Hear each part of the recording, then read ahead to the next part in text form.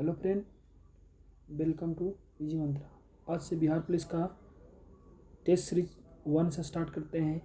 100 question, 100 question का 100 solution होगा। आप यहाँ मेरे साथ में शुरू से लेकर के लास्ट तक लगे रहेंगे। आपको बहुत ही इसमें बेनिफिट होने वाले में से हैं। चलिए स्टार्ट करते बिना किसी देरी के पहला क्वेश्चन स्टार्ट करते हैं। संविधान सभा की संसदीय प्रणाली को राष्ट्रपति प्रणाली की तुलना में अधिक तरजीह दी गई क्योंकि आपसे बोला कि संसदीय प्रणाली जो है ना, संसदीय प्रणाली उसका राष्ट्रपति प्रणाली की तुलना में अधिक तरजीह यानी अधिक अहमियत क्यों दी गई, उसके बारे में आपको यहाँ पे बताना है। तो आइए चलिए, इसका ऑप्शन है इसके संचालन का कुछ अनुभव था और सुस्थापित संस्थाओं को जारी रखने के लिए अनेक लाभ थे। यानी कहने के मतलब संसदीय प्रणाली को बता रहा है कि इसके संचालन का अनुभव था और सुस्थापित संस्थाओं को जारी रखने के लिए अनेक लाभ था। तो ये भी दोस्त सही है। ये भी जो बातें बता रही कि जो संसद को संचालन करने का अनुभव होता है, ये बातें सही बता रही है। और इसमें दूसरा जो है, संभवतः उन्हें ऐसी नियतकालीन कार्यपालिका पसंद थी जिसे हटाया न जा सके। फिक्स टर्म एग्जीक्यूटिव, यानी ये भी सही है। फिक्स टर्म संसद में होते हैं। बहुवादी समाज तथा विविधताओं से भरपूर देश के सभी हितों के लिए अनुकूल थी। कौन? संसद। तो इसलिए उपयुक्त सभी आंसर यहाँ पे हो जाएगा, उपयुक्त सभी, इसमें सब सही है। चलिए अब दूसरा नंबर क्वेश्चन देखते हैं। पाटलिपुत्र के किस शासक सर्वप्रथम अपनी राजधानी बनाया था? पाटलिपुत्र को अपनी राजधानी किस शासक ने बनाया था? तो इसका सही जवाब है उदयन। और उदयन का संबंध है हर्यक वंश से, और हर्यक वंश के संस्थापक कौन था? तो बिंबिसार था। तो इसका अगर आपसे पूछते हैं कि उदयन का संबंध किस वंश से है, तो ये हर्यक वंश से है। तो आप इसको ध्यान रखेंगे। पाटलिपुत्र को अपने राजधानी बनाया था पहली बार। उसके बाद फिर दूसरा क्वेश्चन है, नालंदा विश्वविद्यालय किस लिए प्रसिद्ध था? तो आपको नालंदा विश्वविद्यालय पता है कि बिहार से ही है। और इस क्वेश्चन को संभावना है जब बिहार के किसी भी एग्जाम हो तो उसमें संभावना है इसके आने की।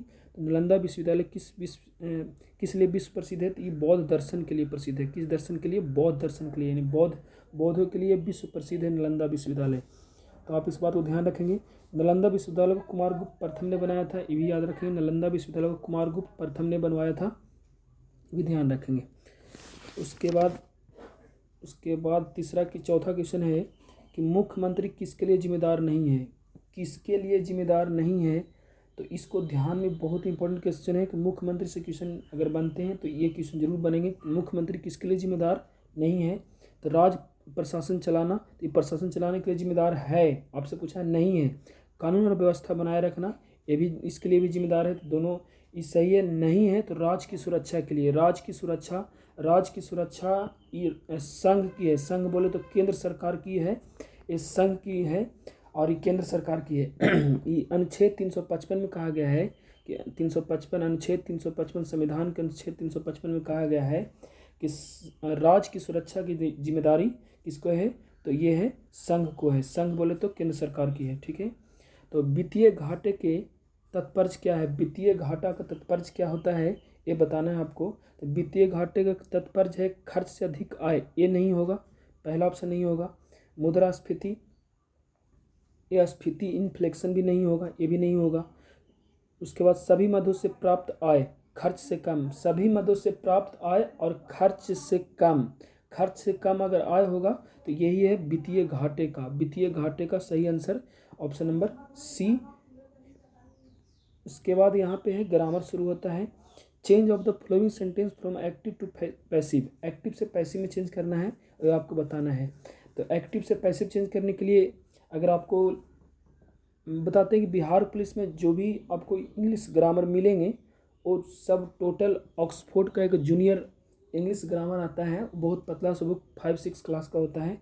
आप उससे ही बना सकते हैं और सीख सकते हैं। एक्टिव पैसिव आपको एक दो जरूर मिलेंगे, इसलिए इस बात को ध्यान रखिए। तो यहाँ पे देखेंगे mister Kumar teaches us English. Mister Kumar English मतलब पढ़ाते हैं इंग्लिश।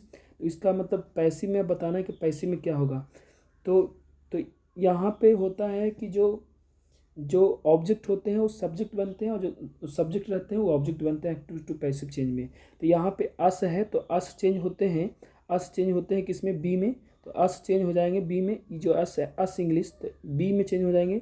तो बी आर टॉट इंग्लिश, मतलब टीच का टॉट यहाँ पे बन जाएगा। और बाय मिस्टर कुमार किसके द्वारा, तो मिस्टर कुमार के द्वारा पढ़ाए जाते हैं। बी आर टॉट हम लोग पढ़ाए जाते हैं किसके द्वारा, मिस्टर कुमार के द्वारा। तो अब आगे चलेंगे, 7वां नंबर क्वेश्चन इसका आंसर हो जाएगा, छठा का आंसर हो जाएगा ऑप्शन नंबर ए। छठा का ऑप्शन नंबर ए हो जाएगा। अब 7वां नंबर देखेंगे, choose the correct suffix. Suffix बताना है कि मतलब सफिक्स और प्रेफिक्स। सफिक्स होता है जो मतलब किसी भी मतलब मीनिंग के बाद लगे सफिक्स, और प्रेफिक्स जो होता है जो पहले लगे। तो आपको बताना है कि the accident happened because of the careless. यहाँ पे अब इसके पास अंतिम में क्या यहाँ पे लगेगा, मतलब बोल रहा है कि the accident happened because of careless, मतलब एक्सीडेंट होने की संभावना कब होती है, जब केयरलेस हो जाते हैं। तो अब यहाँ पे केयरलेस के बाद क्या लगेगा वो आपको बताना है। तो केयरलेस के बाद हम लोग तो लाइन लगा नहीं सकते। उसके बाद नेस है, हाँ ये लग सकता है, केयरलेसनेस लग सकता है। तो यहाँ पे ऑप्शन नंबर कौन हो जाएगा, बी। तो ऑप्शन नंबर बी 7वां नंबर का सही जवाब है। यहाँ पे है ट्रांसलेशन, बोल रहा है कि we should not pollute the Ganga. हम लोग को गंगा को क्या करना चाहिए, हम लोग गंगा को प्रदूषित नहीं करना चाहिए, इसका मेन। तो आप देख लीजिए ऑप्शन नंबर कौन है, बी। हम लोग को गंगा को प्रदूषित नहीं करना चाहिए। तो ये ऑप्शन नंबर बी आपको यहाँ पे इसका सही जवाब होगा। उसके बाद choose the alternative which is the best substitute of words of sentence. कहने का मतलब है कि आपसे पूछ रहा है ना कि choose the alternative which the best substitute of word में इसके जगह पे कौन सा वर्ड सब्स्टिट्यूट हो सकता है। तो आप इसको बात इरेटिंग इनकन्वीनियंस, यानी कि इरेटिंग का मतलब आप इरेटिंग इनकन्वीनियंस मतलब समझ रहे हैं कि परेशानी, इरेटिंग का मतलब परेशानी मतलब होना। तो इसके जगह पे कौन, तो आप देख लीजिए कि हैसल्स का मतलब होता है परेशानी, हैसल का मतलब क्या होता है, परेशानी। तो इसका option number B, option number B. उसके बाद फिर चलेंगे हम लोग, 9 हो गया। अब 10वां नंबर क्वेश्चन देखेंगे। हाँ 10वां नंबर क्वेश्चन कह रहा है आपसे, 10वां नंबर क्वेश्चन बोल रहा है आपसे कि चूज एप्रोप्रिएट आर्टिकल। आर्टिकल आपको बताना है। तो आपसे बोल रहा है कि राम गेव मी, यहाँ पे बताना है आर्टिकल 1 रुपी नोट। तो आप यहाँ पे बताना है कि द का प्रयोग हुआ, कैन का प्रयोग हुआ, के का, कि नन ऑफ दीज किसका प्रयोग हुआ, तो आपको बताना है। तो आपको यहाँ पे समझना चाहिए कि आर्टिकल ए एन दी का प्रयोग, ए एन का हम लोग पहले समझते हैं कि अगर वॉवेल और कॉन्सोनेंट अगर वॉवेल से स्टार्ट होते हैं तो उसमें एन लगेंगे, और कॉन्सोनेंट से तो उसमें ए लगेंगे। तो आपको वॉवेल पता होगा कि ए ई आई ओ यू 5 वॉवेल हैं। तो यहाँ पे आप देख रहे हो कि ओ है, तो ओ से मन में आया कि नहीं एन होगा, तो गलत हो जाएगा। 1 का पहले उच्चारण, जो उच्चारण है, उच्चारण जो हम लोग को क्या उच्चारण हो रहा है, तो वाह किसका उच्चारण है, तो ये कॉन्सोनेंट का उच्चारण है। तो उच्चारण कॉन्सोनेंट का है, तो कॉन्सोनेंट के लिए उच्चारण से यहाँ पे किसका इस्तेमाल होगा, ए का इस्तेमाल होगा। और आंसर आपका 10 का कौन सा हो जाएगा, ए। उसके बाद आगे चलेंगे, 11वां नंबर क्वेश्चन कह रहा है आपसे। 11वां नंबर क्वेश्चन बोल रहा है कि निम्नलिखित में से कौन सा मूल अधिकार भारतीय संविधान द्वारा नागरिकों को नहीं प्रदान किया गया है।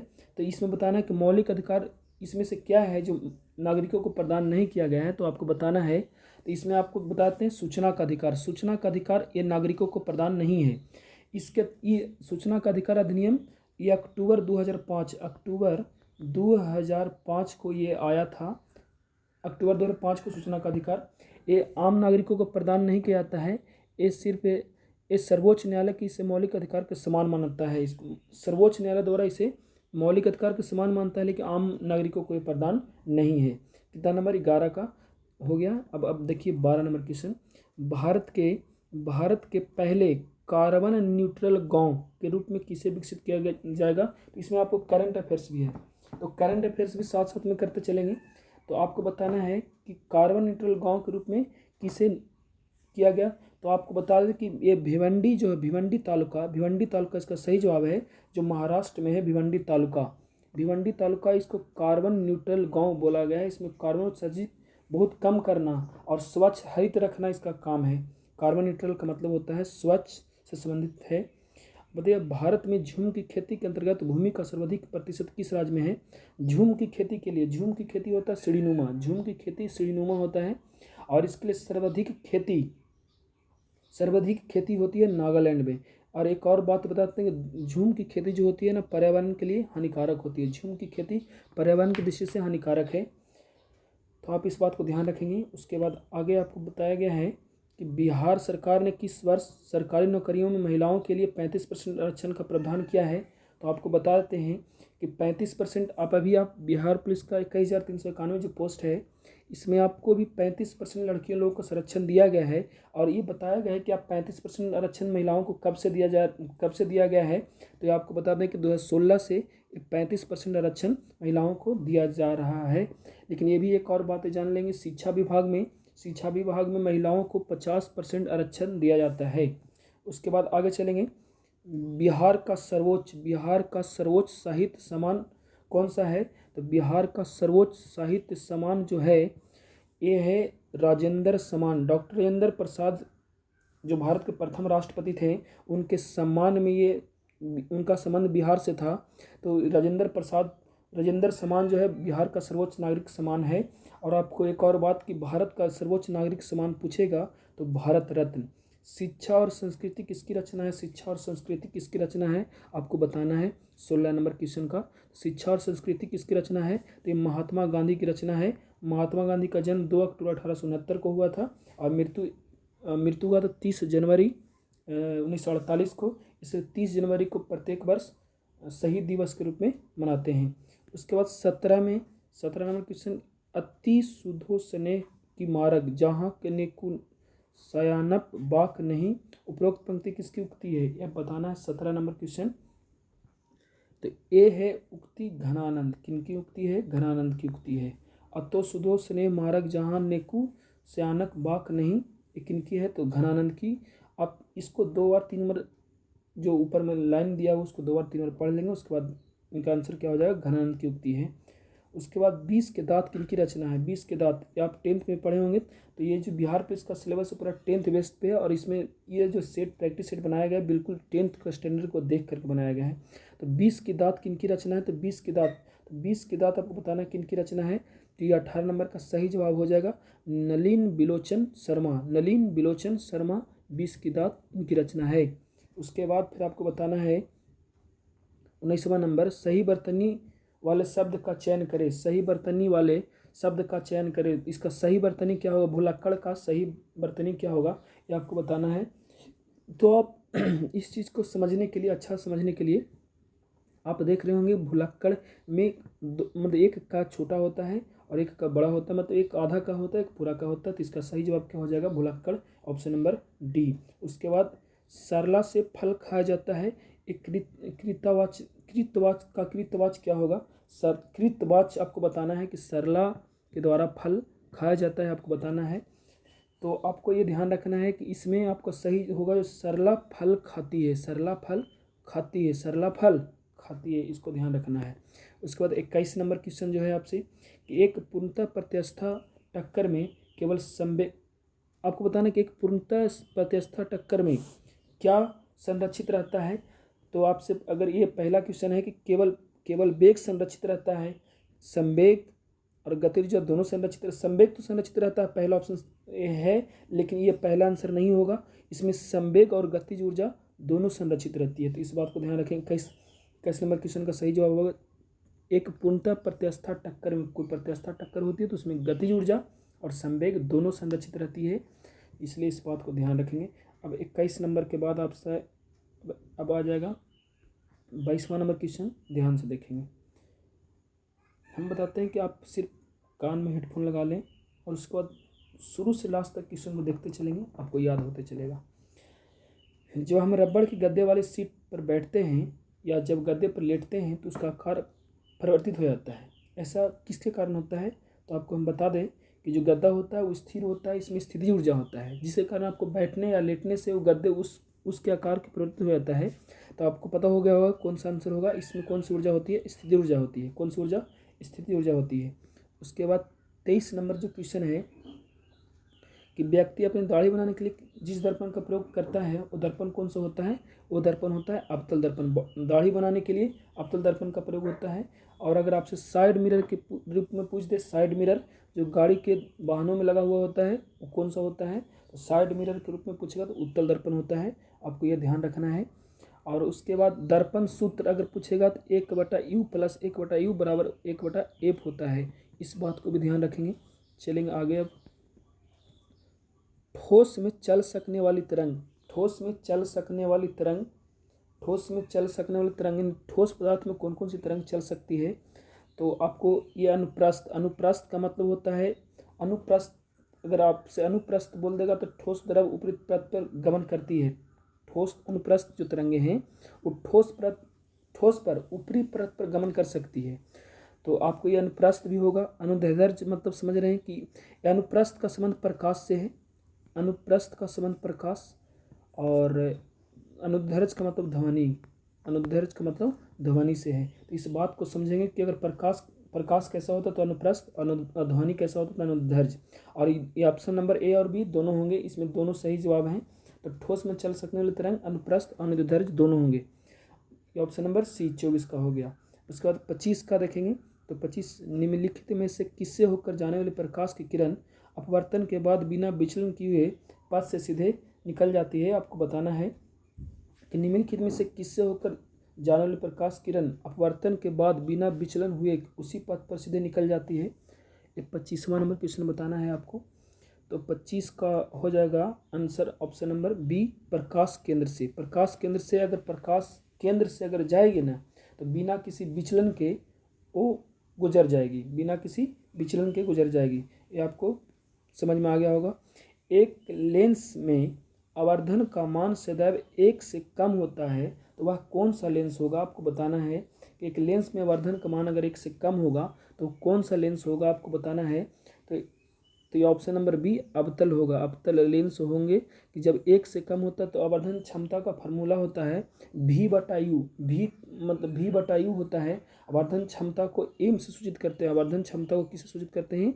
एम से सूचित करते हैं। और इसके बराबर होता है V/U होता है। भी जो होता है प्रतिबिंब की दूरी बटा में वस्तु की दूरी, प्रतिबिंब की दूरी बटा वस्तु की दूरी होते हैं। उसके बाद आगे चलेंगे 27वां नंबर क्वेश्चन कि वस्तु से बड़ा आभासी प्रतिबिंब बनता है। मतलब पूछ रहा है आपसे कि किसमें वस्तु से बड़ा और आभासी प्रतिबिंब बनेगा? तो 27 नंबर क्वेश्चन का सही जवाब होगा ये ऑप्शन नंबर बी, अवतल दर्पण में वस्तु से बड़ा और आभासी प्रतिबिंब बनता है। इसलिए इनको हजामती में इस दर्पण का इस्तेमाल करते हैं हम लोग को। उसके बाद 28वां नंबर क्वेश्चन है चुंबकीय फ्लक्स का एसआई मात्रक। चुंबकीय फ्लक्स का एसआई मात्रक, ये आपने अगर साइंस एसपीडी आर्ट्स एसपीडी बहुत बार पढ़ा होंगे तो उसमें बहुत बार आया होगा कि चुंबकीय फ्लक्स का एसआई मात्रक क्या होता है। तो 28 का ऑप्शन नंबर बी वेबर होता है। क्या होता है? वेबर होता है। चुंबकीय फ्लक्स का एसआई मात्रक क्या होता है? वेबर। उसके बाद फिर आगे चलेंगे। निम्नलिखित में से उस विकल्प का चयन करें जो त्रिशंकु होना मुहावरे का अर्थ व्यक्त करता है। त्रिशंकु, त्रिशंकु मुहावरे का अर्थ व्यक्त करता है। त्रिशंकु मुहावरा का अर्थ क्या होगा? त्रिशंकु मतलब एक तरफ लटका हुआ और मतलब झूलता हुआ। तो हम कह सकते हैं त्रिशंकु मतलब अधर में लटकना। क्या? अधर में लटकना मतलब आधा लटकना, इसका मतलब होता है आधा त्रिशंकु मतलब आधा लटकना। तो ये अधर में लटकना इसका आंसर हो जाएगा सही जवाब। अधर में लटकना किसका? त्रिशंकु होना का। उसके बाद इप्सिलॉन 0 का एसआई मात्रक किसका मात्रक? एसआई मात्रक मतलब कौन, मतलब इसमें से 4 जो ऑप्शन है इसमें किसका मात्रक है? एसआई मात्रक बताना है किसका क्या होगा एसआई मात्रक। तो आपको बताते हैं कि एक विद्युतशीलता कहते हैं इसे, निर्वात की विद्युतशीलता कहते हैं इसको, जो बोलते हैं निर्वात की विद्युतशीलता, निर्वात की विद्युतशीलता बोलते हैं इसको। तो आपको पता है निर्वात की विद्युतशीलता ये किसका है? तो फैराड मीटर, फैराड मीटर की है। किसका है? फैराड मीटर की, फैराड मीटर की। ये आपको प्रीवियस ईयर आप सेट अगर लगाएंगे ना तो वहाँ पे भी मिलेगा। तो आप इसको फैराड मीटर समझ गए। चलिए आगे के क्वेश्चन है, मैथ का क्वेश्चन है कि एक आयत की लंबाई उसको चौड़ाई से 24 सेंटीमीटर अधिक है, इसके परिमाप इतना सेंटीमीटर है तो उसकी लंबाई कितनी होगी? इसकी परिमाप अगर इतना सेंटीमीटर है तो इसकी लंबाई कितनी होगी? आपको बताना है कि लंबाई चौड़ाई, जो लंबाई दिया हुआ है उस चौड़ाई से बोला कि इतना अधिक है। तो आप यहाँ पे क्या करें, लंबाई को अगर मान लेते हैं, लंबाई को x अगर मान लेते हैं तो चौड़ाई x + 24 हो जाएगा। उसके बाद आपसे इसका आयत का परिमाप एल हो गया, ई बी हो गया, वो आयत का परिमाप होता है 2 इंटू एल प्लस बी और इसके बराबर दिया हुआ है 112। तो आप क्या करेंगे, एल के जगह पे एक्स रखेंगे, एक्स प्लस 24 रखेंगे यहाँ पे ये रख देंगे मान और यहाँ पे ये रख देंगे मान। तो ये हो जाएगा 2x प्लस 24 और इसमें 2 से मल्टीप्लाई 2 जब 4 हो जाएगा और 4x और प्लस 24 हो जाएगा और उसके बाद फिर 24 उधर जाकर प्लस माइनस में होगा। तो आप बता सकते हैं इसका सही जवाब क्या होगा। तो 31 का आपको सही जवाब होगा वो 40 सेंटीमीटर होगा, कट छट के आएगा 40 सेंटीमीटर, ऑप्शन नंबर ए। आप इसको बना लेंगे एक बार ध्यान से। उसके बाद आपको बताना है कि 1 plus cot theta minus cosec theta into 1 plus tan theta plus sec theta का मान क्या होगा। तो ये आपको हल करना पड़ेगा। तो 1 प्लस कॉट थीटा बराबर होता है 1 प्लस कॉट थीटा, तो 1 उसे छोड़ो, कॉट थीटा का मान तो कॉस थीटा बटा साइन थीटा माइनस का कॉसेक थीटा बराबर होता है 1 बटा sine theta into 1 plus tan theta बराबर होता है साइन थीटा बटा कॉस थीटा प्लस में 1 बटा कॉस थीटा। इसको यहाँ पे लिख लेंगे और इसका जो मान होगा वो मान इसमें पुट करके आप इसका आंसर निकाल सकते हैं। तो इसका सही जवाब होंगे 32 का। तो 32 का सही जवाब होगा ऑप्शन नंबर डी। सब कट छट के कितना बचेगा, 2 बचेगा। तो आप इसको बनाइएगा, बहुत आसान है। नहीं समझ में आया तो इसका डिस्कशन हम टेलीग्राम चैनल पर डाल देंगे, आप वहाँ से भी देख सकते हैं। आपको हर एक दिन का सेट का PDF टेलीग्राम पे मिलेगा, तो आप उससे भी बना सकते हैं। तो 20 हरी और 15 लाल गेंद एक बर्तन में डाली जाती है और एक हरी गेंद चुनने की संभावना क्या आती है। आपसे प्रयोक्ता से क्वेश्चन है, 10th जब बेस्ट पे पूछेगा, 10th बेस्ट किया है तो आपको ये ध्यान रखना है कि प्रयोक्ता से भी पूछेगा। तो प्रयोक्ता बराबर होता है कि मतलब जिस समय किसकी हरी गेंद, तो हरी गेंद टोटल कितना है, तो हरी गेंद 20 है। तो 20 हरी गेंद है, तो संभावना जिसको निकालना जाने की संभावना पूछा उसको बटा के ऊपर रखेंगे और टोटल गेंद की संख्या 20 और 15 कितना, 20 15 35 और 35, तो इसको काट देंगे तो हो जाएगा 4 5 20 और 7 5 35, 4/7। इन्हें आप देख रहे हैं कि ऑप्शन नंबर सी इसका सही जवाब होगा, ऑप्शन नंबर सी 4/7। उसके बाद आगे चलेंगे। आपसे यहाँ 34 नंबर क्वेश्चन पूछा है कि x³ plus 6x² plus 11x plus 6 का निम्नलिखित में से कौन सा गुणनखंड नहीं होगा। गुणनखंड बताना है कि आपको नहीं होगा से बताना है आपको। तो आप इस बात को ध्यान रखेंगे। अब इसका आंसर आपको बताना है, इसको तो हल करना पड़ेगा आपको। वो हल करने के लिए आपको थोड़ा सा इसमें तो मेरा मतलब हो नहीं पाएगा हल, और उस तरह का पेन भी नहीं है मेरे पास में हल कर लें। तो आप ऐसा कीजिएगा, इसका डिस्कशन देख लीजिएगा। ऐसे में आंसर बता दे रहे हैं कितना, x + 4 इसका आंसर होगा। ठीक है, तो आप चलते हैं 35 नंबर क्वेश्चन। 35 नंबर क्वेश्चन देखेंगे। 35 नंबर क्वेश्चन देखेंगे। यदि नंबर 3 6 7 x 11 15 19 20 25 28 आरोही क्रम में लिखे तो उनकी माध्य 15 आता है, तो x का मान बताना है आपको। तो आप ये जान रहे हैं कि आरोही क्रम में लिखने का मतलब होता है, आरोही क्रम मतलब बढ़ते क्रम। तो बढ़ते क्रम में इसको अरेंज कीजिएगा, तो पहले 3 आएगा, 6 आएगा, 7 आएगा, मतलब सब तो बढ़ते क्रम में ही लिखा हुआ भी है, लिखा हुआ सब बढ़ते क्रम में। अब इनको सबको जोड़ करके, सबको प्लस करने के बाद ये एक्स भी है तो एक्स भी प्लस में हो जाएगा। बट और टोटल कितने संख्याएं हैं, टोटल जितने संख्याएं हैं काउंट कर लेंगे। टोटल जितने संख्या 3 1 2 3 4 5 6 7 8 9 10 संख्याएं, 10 से क्या करेंगे भाग दे देंगे और उसके बराबर में 15 लिख देंगे। इस सब को प्लस करने के बाद बटा में 10 कर देंगे, क्योंकि माध्य बराबर होता है टोटल संख्याओं का योग और बटा में कुल संख्या के वो है से। उसके बाद बराबर में 15 लिख देंगे, उसके वहाँ से x का मान निकाल लेंगे। तो इसका सही जवाब जो होगा 35 नंबर का या option number D. Option number D कितना 16। आप बना करके देखेंगे बन जाएगा आपसे।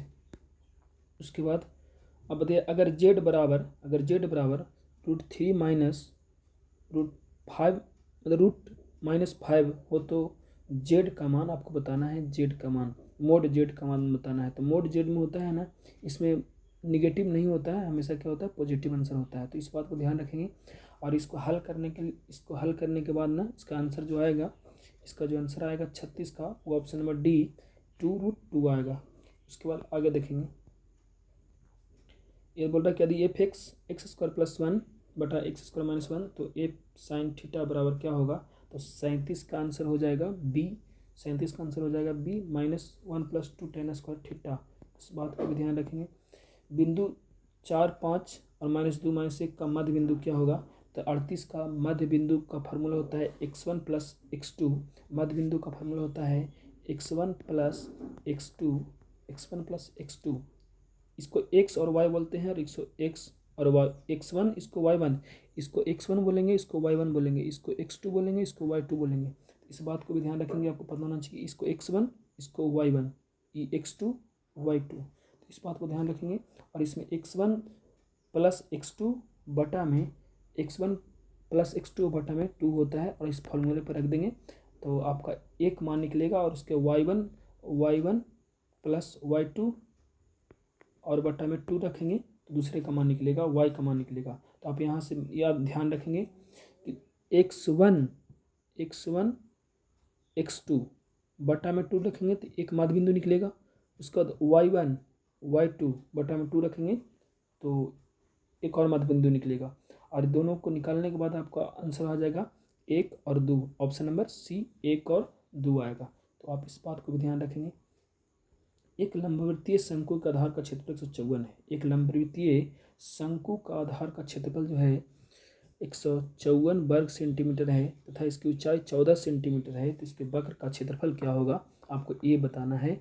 तो आपको पता होना चाहिए कि पहले इससे पाई आर स्क्वायर आधार का क्षेत्रफल दिया हुआ है, तो पाई आर स्क्वायर का मान दिया हो, तो पाई आर स्क्वायर बराबर दिया हो 154। तो आप यहाँ से आर का मान निकाल लेंगे, तो आर का मान आ जाएगा यहाँ से कितना, आर का मान आ जाएगा 7, और एच यहाँ से 14 दिया हुआ है। तो आप जानते हैं कि पाई आर एल वक्र का क्षेत्रफल होता है पाई आर एल। तो आप यहाँ से आर और एच से आप क्या बोलते हैं एल बराबर निकाल लेंगे, R square plus H square होता है। और इसको हल करने का फार्मूला बेस्ड क्वेश्चन है, फार्मूले बेस्ड क्वेश्चन आपसे पूछे भी जाएंगे एग्जाम में, इस बात को ध्यान रखेंगे। 39 नंबर का ऑप्शन हो जाएगा ऑप्शन नंबर बी 154√5। आप यहाँ पे देखेंगे कि लोहे के 3 घनों की भुजाएं 6 सेंटीमीटर 8 सेंटीमीटर तथा 10 सेंटीमीटर है, और इन घनों को पिघला करके नया घन बनाया जाता है। तो घन की भुजा की लंबाई कितनी होगी, तो आपको बताना है घन की भुजा की लंबाई कितनी होगी, ये बताना है आपको। तो घन की नया भुजा अगर मान लेते हैं कुछ, और उसमें इसको आप फार्मूला बेस्ड भी बोल सकते हैं। घन की आयतन क्या होता है, तो A Q B Q C Q होता है। तो आप इसको ध्यान में रखेंगे।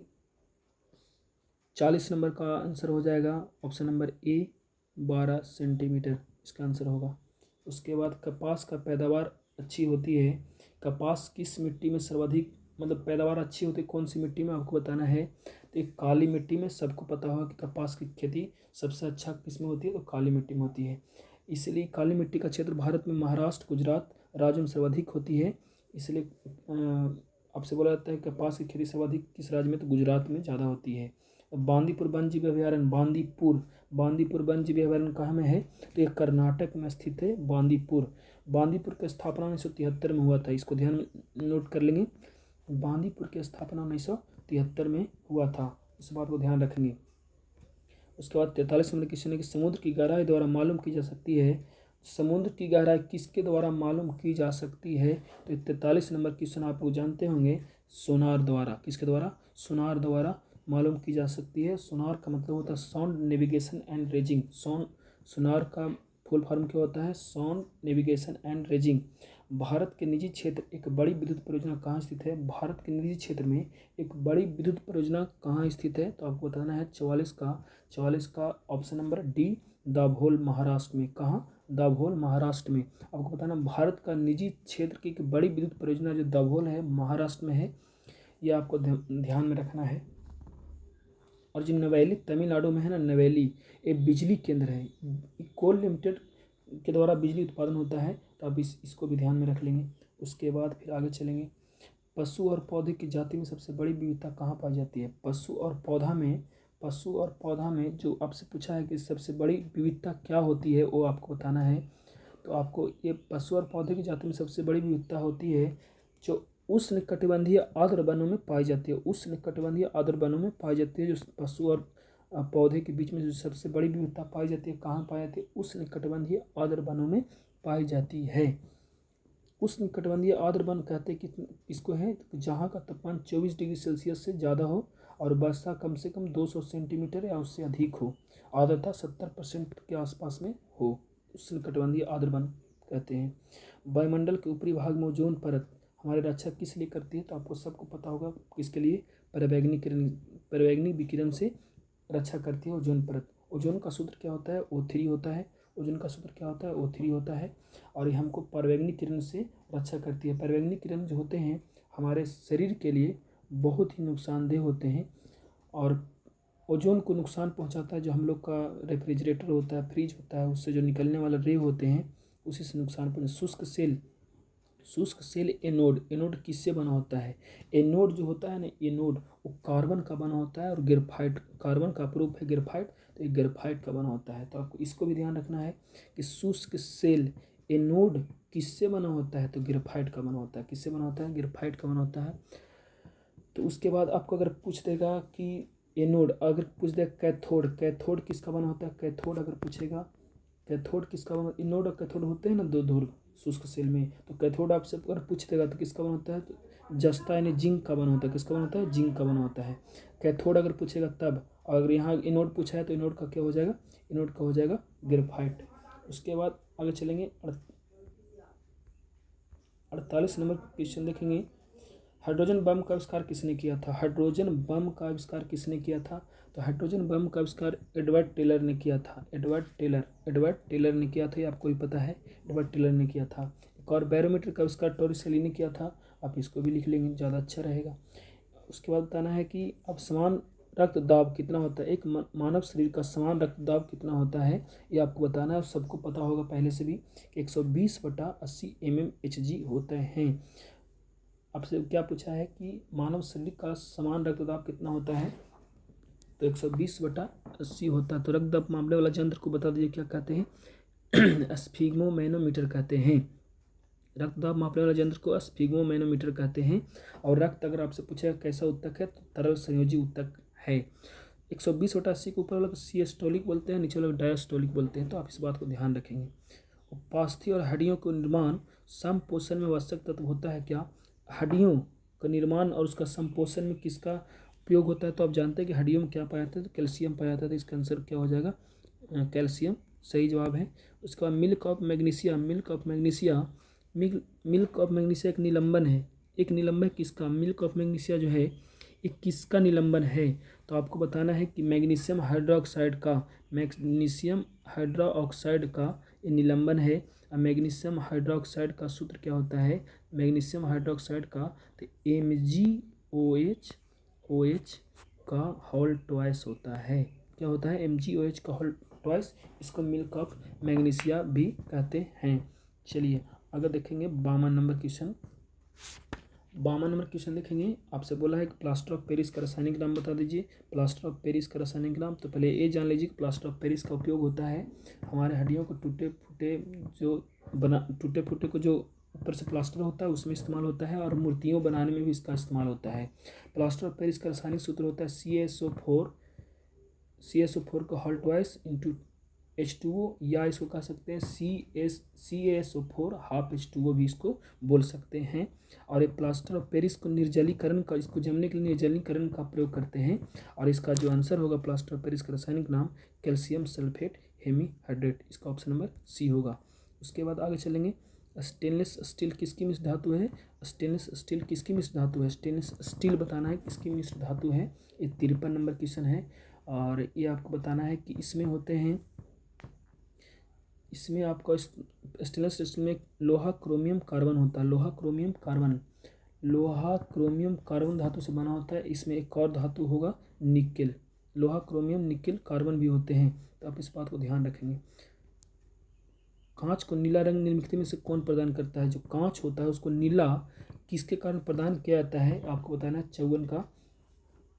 एक क्वार्ट ऑक्साइड से प्राप्त होता है, किससे प्राप्त होता है, क्वार्ट ऑक्साइड से प्राप्त होता है, क्वार्ट ऑक्साइड से। देखिए थोड़ा सा पूछ करके आप अपने से खुद से पहले आंसर बताएंगे, उसके बाद फिर आंसर को देखेंगे, थोड़ा दिमाग पे जोर पड़ेगा, ज़्यादा याद होगा, ठीक है। रक्त स्कंदन में कौन सा विटामिन क्रियाशील होता है, रक्त स्कंदन में बताना है आपको कौन सा विटामिन क्रियाशील होता है। रक्त स्कंदन का मतलब होता है रक्त का जमना, रक्त का जमन अब तो पता हो गया होगा कि कौन सा विटामिन होगा, तो विटामिन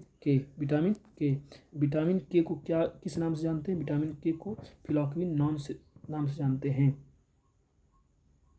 फिलॉक्विनोन कहते हैं कि विटामिन के का रासायनिक नाम प्रोक्विनोन।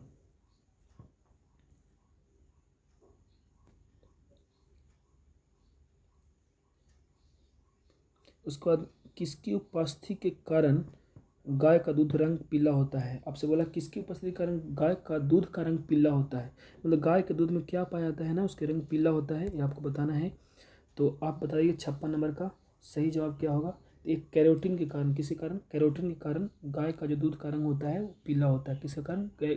आप बताइए दूध में कौन सा अम्ल पाया जाता है? तो लैक्टिक अम्ल पाया जाता है, दूध में लैक्टिक अम्ल पाया जाता है। इसको खट्टा होने के कारण भी लैक्टिक अम्ल लैक्टोज में बदल जाता है। और राइबोफ्लेविन जो यहाँ पे लिखा है ना, ये राइबोफ्लेविन जो है ना विटामिन B2 का रासायनिक नाम है, विटामिन B2 का रासायनिक नाम। तो आपका आंसर होगा कैरोटीन, ठीक है, कैरोटीन। एंजाइम मूल रूप से क्या है? एंजाइम मूल रूप से क्या है? प्रोटीन है। एंजाइम मूल रूप से क्या है? प्रोटीन है। ग्रंथि रस का स्रावित भी करता है एंजाइम। कान में कितनी हड्डियाँ होती हैं? कान में बताना है आपको कितनी हड्डियाँ होती हैं। तो कान में मूल रूप से 6 हड्डियाँ होती हैं। 6 हड्डियाँ होती है कान में। कितनी हड्डियाँ होती हैं? 6 हड्डियाँ। 2 हड्डी मेलियस की होती है और कंज की 2 हड्डी होती है, स्टेपिज की 2 हड्डी होती है। मेलियस इसमें कान में मूल रूप से 3 हड्डी होते हैं और सबके 2-2 पाए जाते हैं, मेलियस इकन्स और स्टेपिज। और हमारे शरीर की सबसे छोटी हड्डी कान में ही पाई जाती है, जिसको बोलते हैं स्टेपिज। इसमें भी इसकी संख्या कितना है? 2।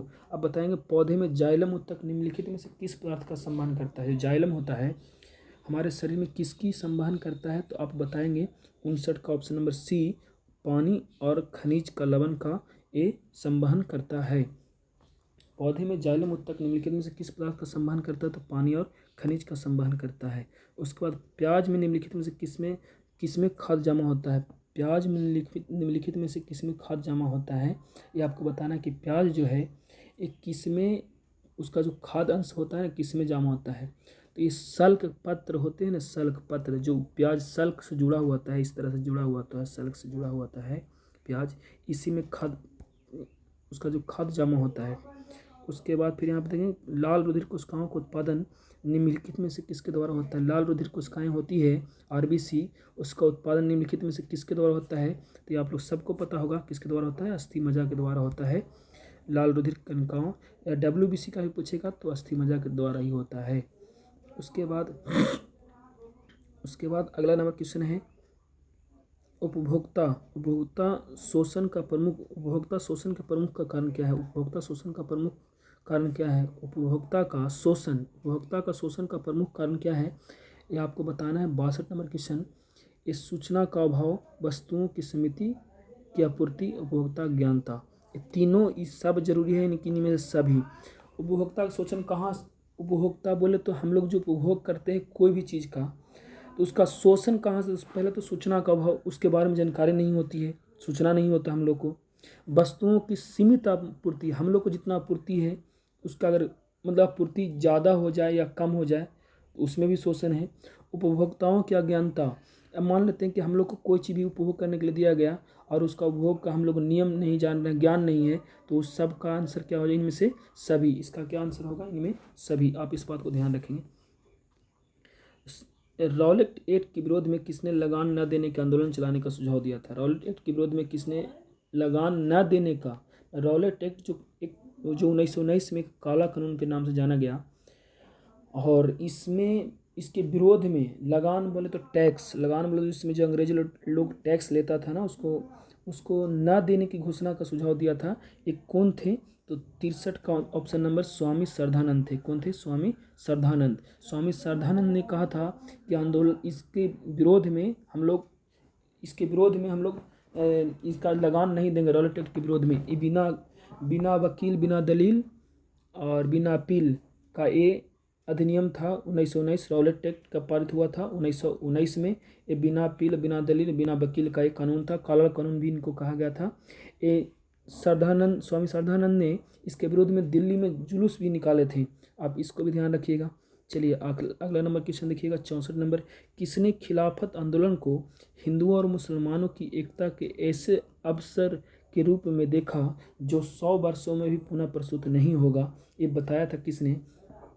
किसने कहा कि खिलाफत आंदोलन को हिंदुओं और मुसलमानों की एकता के एक ऐसे अवसर को रूप में देखा जो 100 वर्षों में पुनः प्रस्तुत नहीं होगा। कहने का मतलब हिंदू और मुस्लिम खिलाफत आंदोलन में दोनों ने भाग लिया था। इसके एकता के अवसर को रूप में देखा जो उस अगले 100 वर्षों में कभी नहीं देखा जाएगा। ये किसने कहा था? तो महात्मा गांधी ने कहा था। किसने कहा था? महात्मा गांधी ने कहा था। इस बात को ध्यान रखेंगे। उसके बाद एक और बात बता दें, खिलाफत आंदोलन को कब से कब तक चलाया गया? तो 1919 से। खिलाफत आंदोलन को 1919 से 1922 के बीच चलाया गया। 1922 के बीच चलाया गया। 1922 के बीच चलाया खिलाफत आंदोलन उसके बीच में। उसके बाद है 65 नंबर क्वेश्चन आपसे बोला है कि 14 जुलाई 1942 को वर्धा में महात्मा गांधी ने कांग्रेस को कार्यकारिणी समिति में अपने भारत छोड़ो आंदोलन का चर्चा की। तब उस समिति के अध्यक्ष कौन थे? 14 जुलाई 1942 को वर्धा में महात्मा गांधी ने कांग्रेस की कार्यकारिणी समिति में अपने भारत छोड़ो आंदोलन की चर्चा की। तो उस समिति के उस समय अध्यक्ष कौन थे? तो 65 नंबर का आप बताइएगा। 65 नंबर का अध्यक्ष 65 नंबर क्वेश्चन का आंसर बताइएगा। तो 65 का ऑप्शन नंबर बी हो जाएगा, अब्दुल कलाम आज़ाद, जो भारत के प्रथम शिक्षा मंत्री भी रहे थे।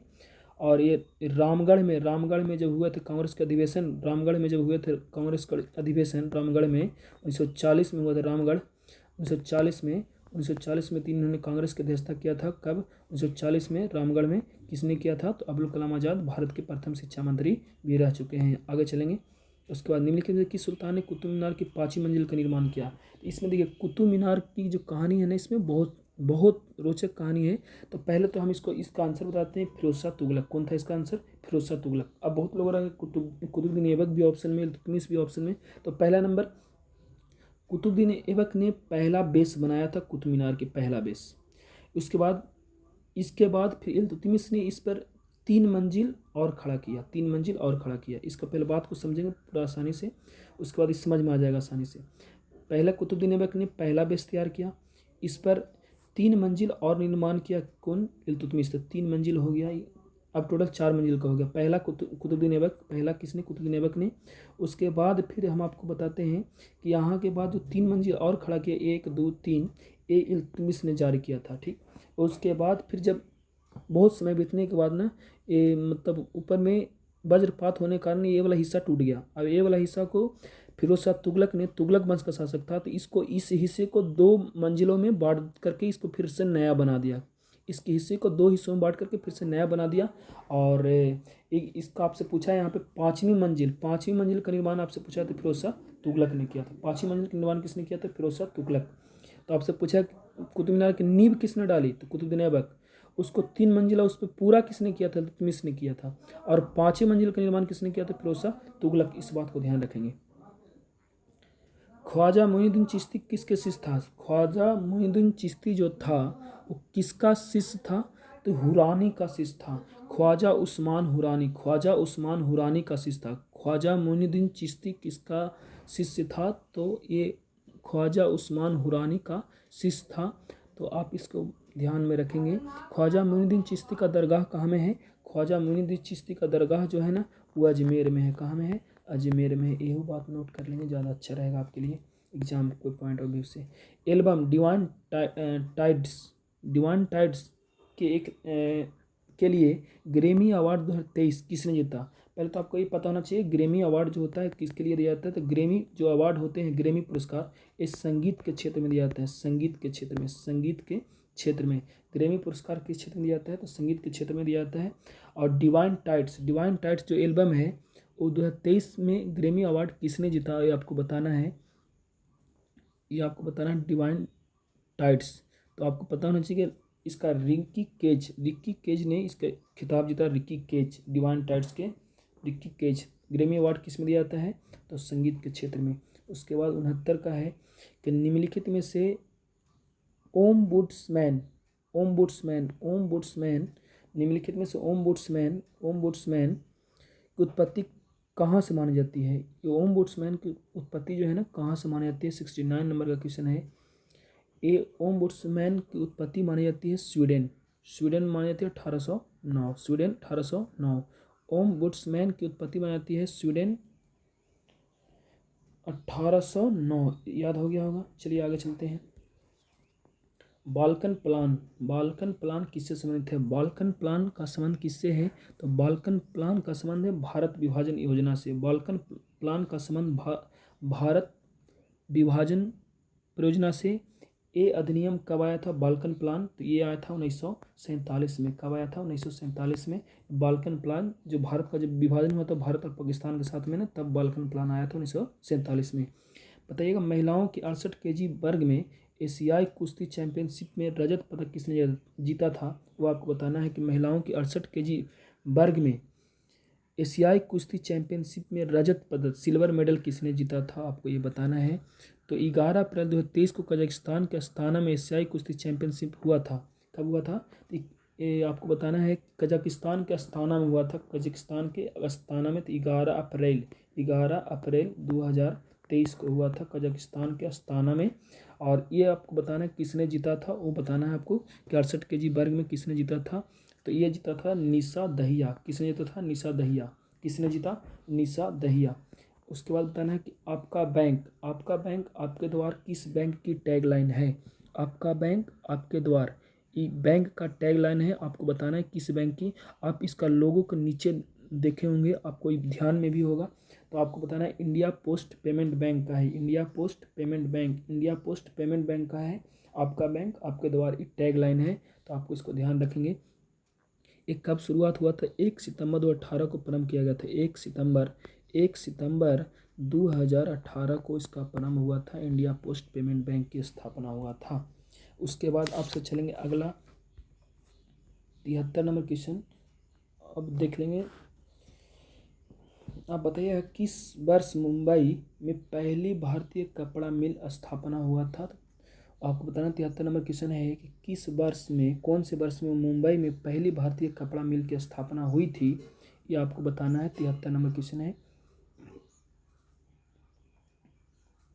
तो आपको बता दें कि 1854 में मुंबई में पहली भारतीय कपड़ा मिल की स्थापना हुआ था। और ये भी बताते हैं कवासजी डाबर ने सर्वप्रथम मुंबई में कपड़ा मिल खोला था। कवासजी डाबर जो हैं, कवासजी डाबर 1854 में पहली बार भारत में कपड़ा मिल की स्थापना किया था। चीन ने तिब्बत पर कब पूर्ण रूपेण कब्जा कर लिया था? तिब्बत पर कब्जा किसका है? चीन का है। तो कब किया था यह बताना है आपको। 74 नंबर क्वेश्चन। चीन ने 1959 में तिब्बत पर पूर्ण रूप से कब्जा किया था। 1959 में। आपको ये भी बता दें 1951 में आपको बताते हैं कि 1951 में चीन ने अपना प्रशासनिक इकाई घोषित किया था। कहाँ में? तिब्बत में। अपना प्रशासनिक इकाई पहले घोषित किया, उसके बाद फिर अपना कब्जा कब कर लिया? 1959 में। उसके बाद ये भी बता दीजिएगा राज्य के नीति निर्देशक तत्व आयरलैंड के संविधान से किस देश से ग्रहण किया गया है? आयरलैंड के संविधान ने, राज्य नीति तत्व को आयरलैंड के संविधान ने किस देश से ग्रहण किया था? लीजिए, आपको तो ये पहले से पता होगा राज्य के नीति तत्व हम लोग को जो संविधान में आया है वो आयरलैंड से लिया गया है। लेकिन आयरलैंड ने भी किस देश के साथ ग्रहण किया था वो बताना है आपको। आयरलैंड ने भी किस देश से ग्रहण किया है ये भी बताना है। तो हम आपको बता दें कि स्पेन से लिया था। किस देश से लिया था? स्पेन से लिया था। राज्य के नीति तत्व भाग कितना में है? तो राज्य के नीति तत्व है जो भाग है 4 में। कितना में है? भाग नंबर, अगर संविधान का भाग पूछेगा भाग, तो भाग नंबर 4। और अगर आपसे ये पूछेगा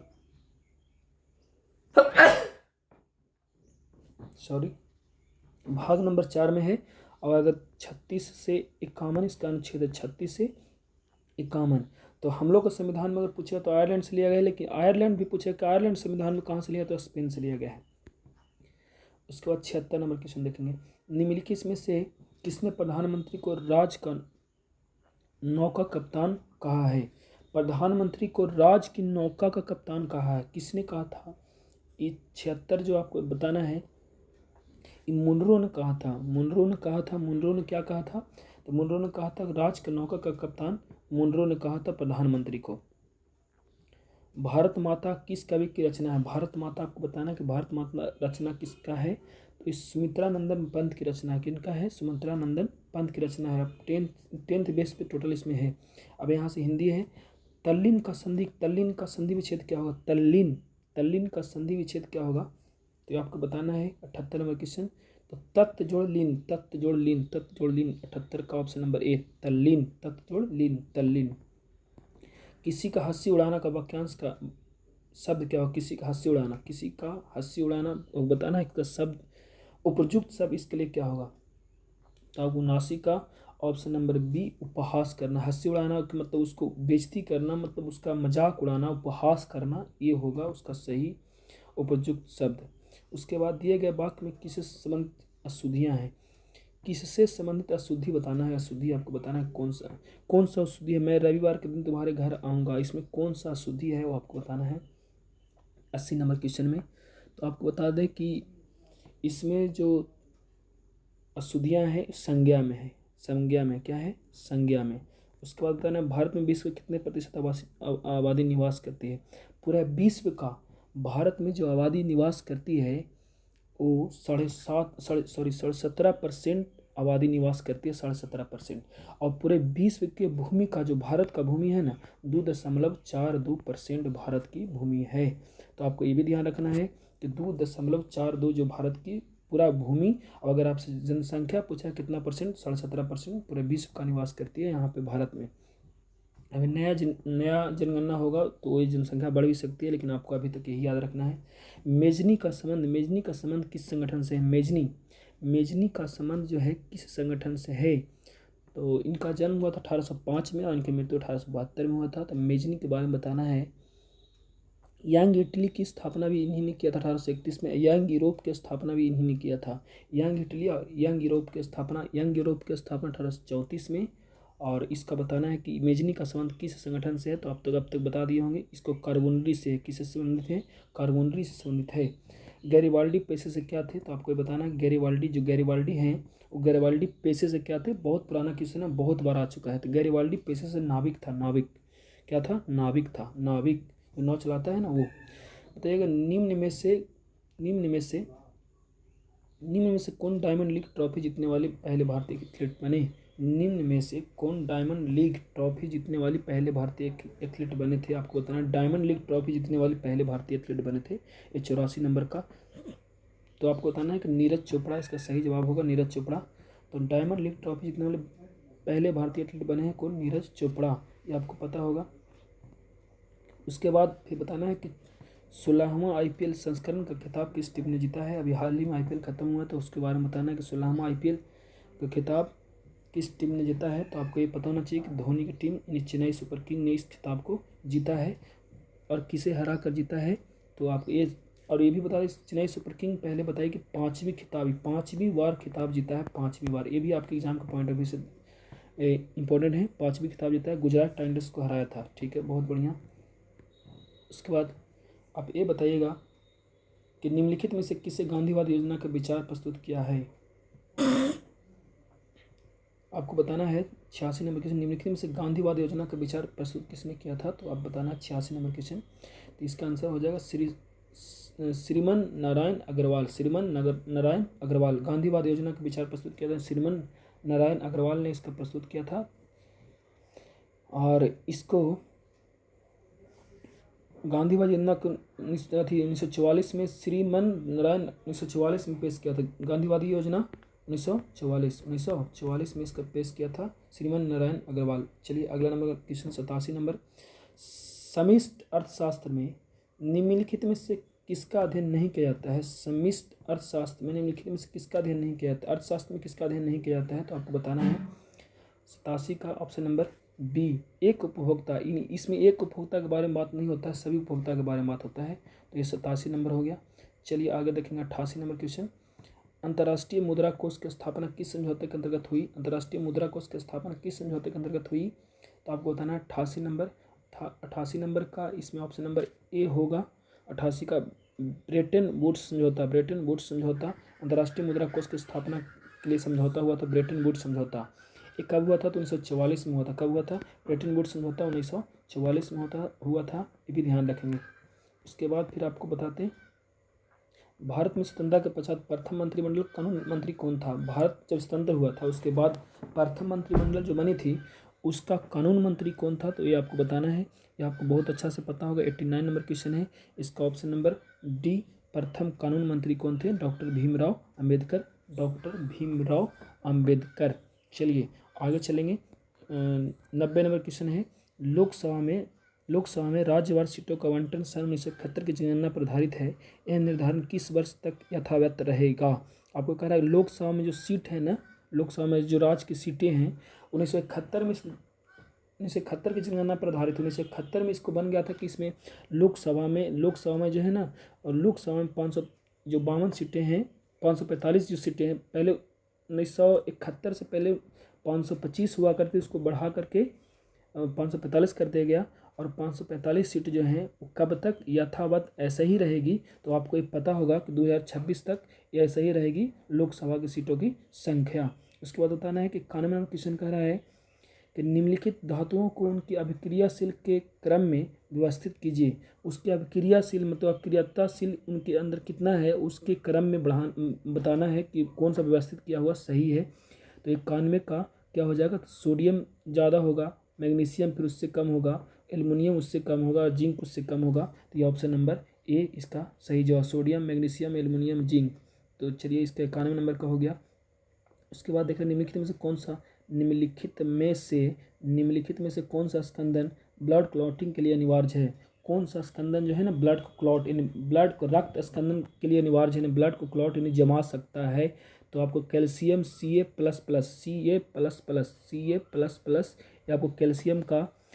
आपको कैल्शियम रक्त स्कंदन के लिए अनिवार्य है। और इसको विटामिन अगर पूछेगा तो के, और अगर अंदर शरीर के अंदर आपसे पूछेगा कि ब्लड को स्कंदन यानी कि जमने से रोकता है कौन, तो हिपैरिन, ये भी ध्यान रखेंगे। उसके बाद है मोस्ट इंपॉर्टेंट क्वेश्चन, नरेगा को मनरेगा नाम कब दिया गया? नरेगा को मनरेगा नाम कब दिया गया? तो 2 अक्टूबर 2009 को ये आप ध्यान रखिए, नरेगा को मनरेगा नाम दिया गया। नरेगा को मनरेगा नाम दिया गया, इस बात को ध्यान रखेंगे। उसके बाद जीवन का आधारभूत पदार्थ किसको माना जाता है? फंडामेंटल सब्सटेंस माना जाता है। किसको आधार माना जाता है? किसको बताइएगा? 94 का जो जीवन का आधारभूत पदार्थ है ना, उसको जीव द्रव को माना जाता है, जो कोशिका में पाया जाता है। जीव द्रव लिक्विड जो होता है कोशिका अंदर पाया जाता है। जीव द्रव कितने प्रकार के होते हैं? 3 तरह के, कोशिका द्रव, केंद्रक द्रव, अन्य द्रव। कोशिका द्रव, केंद्रक द्रव, अन्य द्रव। चलिए आगे लिखें 95 नंबर क्वेश्चन, प्रकाश संश्लेषण की दर सबसे अधिक होती है किसमें? प्रकाश संश्लेषण सबसे किस रंग में अधिक होगी, आपको ये बताना है 95 का। तो आपको ये पता होगा कि लाल रंग में अधिक होती है, प्रकाश संश्लेषण की दर सबसे अधिक होती है किस रंग में? लाल रंग में। उसको 96 का क्वेश्चन कह रहा है vertebrate animals that crawl on the ground. ये आपको बताना है कि इसमें select the option can be used one word substitution, इसके बदले में वन वर्ड सब्स्टिट्यूशन OWS है ही। तो इसके बदले में जो आपको लिखा है कि vertebral animals that crawl on the ground, यानी कहने का 96 का आपको बताना है कि इसका अर्थ क्या होगा। तो इसका अर्थ रेंगने वाला जंतु इसका मतलब है। तो रेंगने वाला जंतु, इसका आंसर क्या हो जाएगा? रेप्टाइल्स मतलब रेंगने वाला जंतु, यानी ग्राउंड पे क्रॉल कर सकता है। ये आपको बताना है कि रेंगने वाला जंतु कौन होगा, ये बताना है आपको। तो रेप्टाइल्स का मतलब होता है रेंगने वाला जंतु। इंसेक्ट का मतलब होता है कीड़े मकोड़े।